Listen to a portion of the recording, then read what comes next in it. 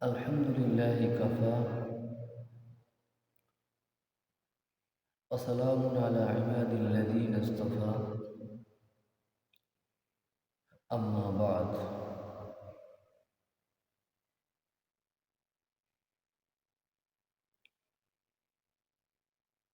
من أحب لله وأبغض لله وأعطى لله ومنع لله فقد استكمل الإيمان.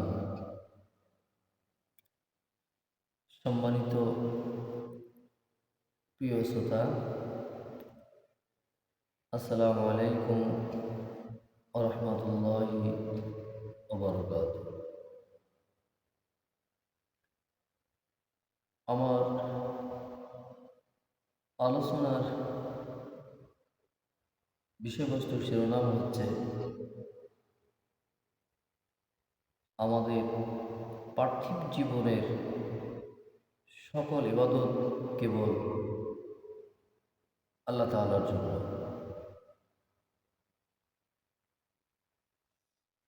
এর প্রসঙ্গে সহিহ বুখারীর একটি হাদিসের আরবি ইবারত পড়েছি। এটা সহ ধারাবাহিকভাবে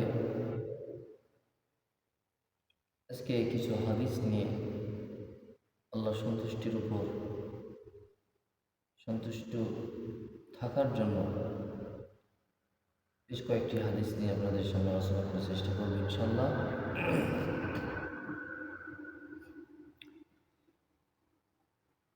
وعن أبي عمرو رضي الله عنه قال قال رسول الله صلى الله عليه وسلم من أحب لله وأبغض لله وأعطى لله ومنع لله فقد استكمل الإيمان. হযরত আবু হুরায়রা রাদিয়াল্লাহু আনহু থেকে বর্ণিত, তিনি বলেন,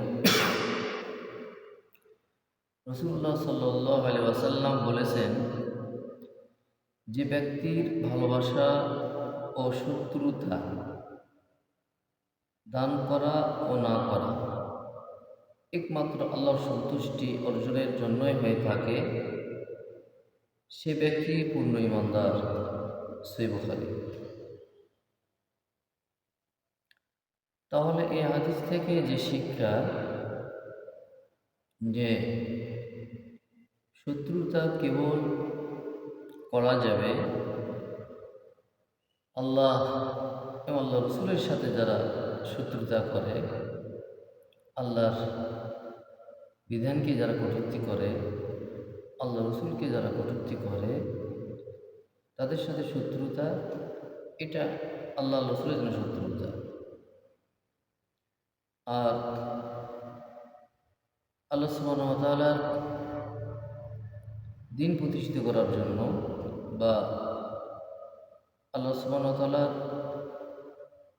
দিন যেন সমাজে কায়েম থাকে, এরকম প্রতিষ্ঠান এবং এই সমস্ত জায়গাগুলোতে দান করা, অর্থাৎ ইসলামের সঠিক জায়গাগুলোতে দান করা, এবং যেখানে দান করলে ইসলামের ক্ষতি হবে, দেশ ও জাতির ক্ষতি হবে, সেই সমস্ত জায়গাতে দান না করা এবং আল্লাহর সন্তুষ্টি অর্জনের জন্যই দান করা, তাহলে সে ব্যক্তি হল পূর্ণ ঈমানদার।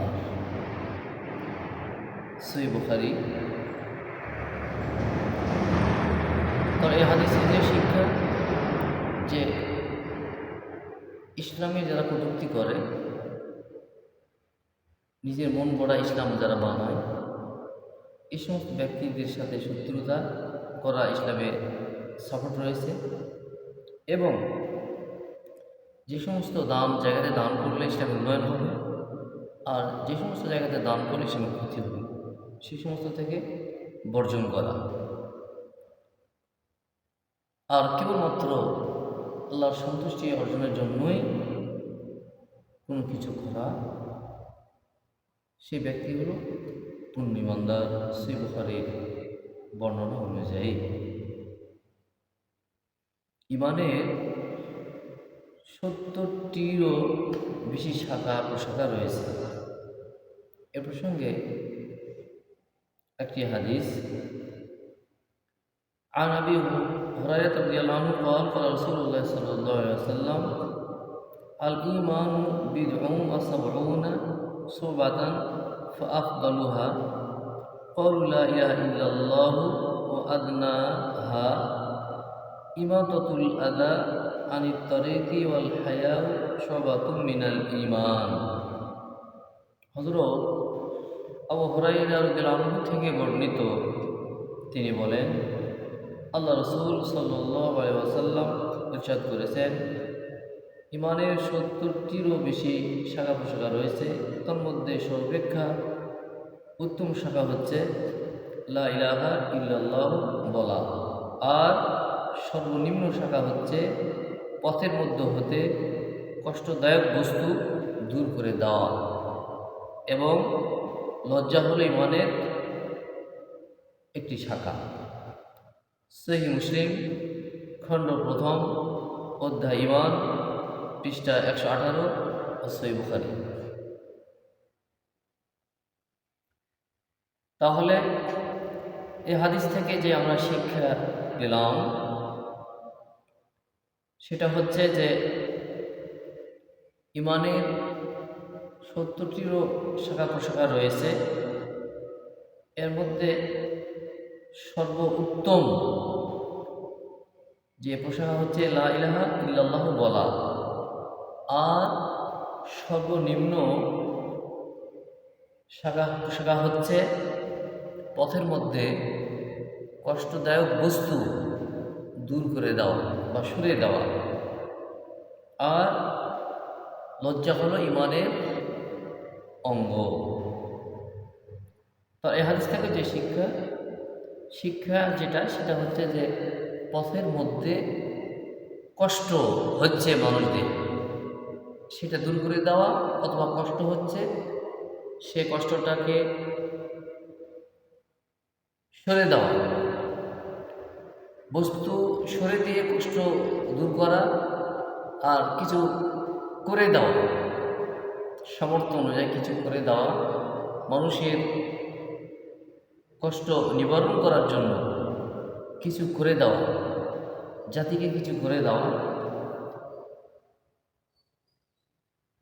এটা হচ্ছে ইমানের সর্বনিম্ন শাখা। আর লজ্জা হচ্ছে ইমানের অঙ্গ।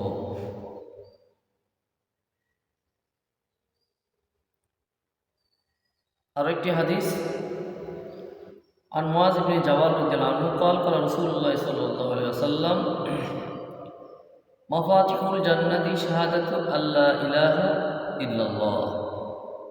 হযরত মুআয ইবনে জাবাল রাদিয়াল্লাহু আনহু থেকে বর্ণিত, তিনি বলেন, আমাকে আল্লাহ রাসূল সাল্লাল্লাহু আলাইহি ওয়াসাল্লাম বলেছেন যে জান্নাতের চাবি হলো এই সাক্ষ্য দেওয়া যে আল্লাহ ছাড়া কোনো প্রতিপালক নেই।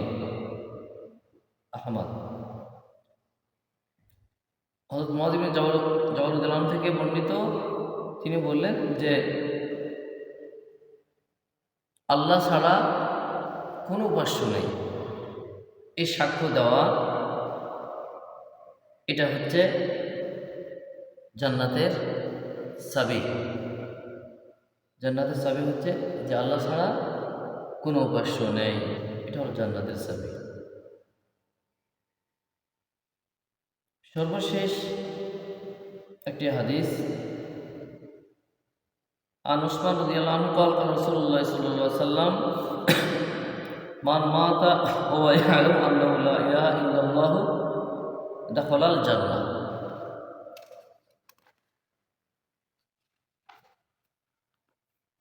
হযরত উসমান রাদিয়াল্লাহু আনহু থেকে বর্ণিত, রাসূলুল্লাহ সাল্লাল্লাহু আলাইহি ওয়াসাল্লাম বলেছেন, কোনো ব্যক্তি যদি লা ইলাহা ইল্লাল্লাহ ঘোষণা দেয় এবং এরই উপর মৃত্যুবরণ করে, তবে অবশ্যই সে জান্নাতে প্রবেশ করবে। সহিহ মুসলিম খণ্ড 1 অধ্যায় ইমান, পৃষ্ঠা 108। তাহলে হযরত উসমান রাদিয়াল্লাহু আনহু থেকে যে হাদিস, সেই মুসলিম শরীফের হাদিসের শিক্ষা হচ্ছে যে লা ইলাহা ইল্লাল্লাহ কেউ যদি ঘোষণা দেয় আর এই ঘোষণার উপর সে যদি মৃত্যু পর্যন্ত অটল থাকে, তাহলে সে অবশ্যই জান্নাতে প্রবেশ করবে। সহিহ মুসলিম। তো সম্মানিত শ্রোতামণ্ডলী, আমরা সংক্ষেপে কয়েকটি হাদিসের আলোচনা শুনলাম। আল্লাহ সুবহানাহু ওয়া তাআলা আমাদেরকে সঠিক নিয়মে, যেভাবে হাদিস আল্লাহ রাসূল সাল্লাল্লাহু আলাইহি ওয়াসাল্লাম বর্ণনা করেছেন, এই নিয়মে আমরা যেন জীবন পরিচালনা করতে পারি, এই তৌফিক আল্লাহ সুবহানাহু ওয়া তাআলা আমাদেরকে যেন দান করেন। আল্লাহুম্মা আমিন। আসসালামু আলাইকুম ওয়া রাহমাতুল্লাহি ওয়া বারাকাতুহু।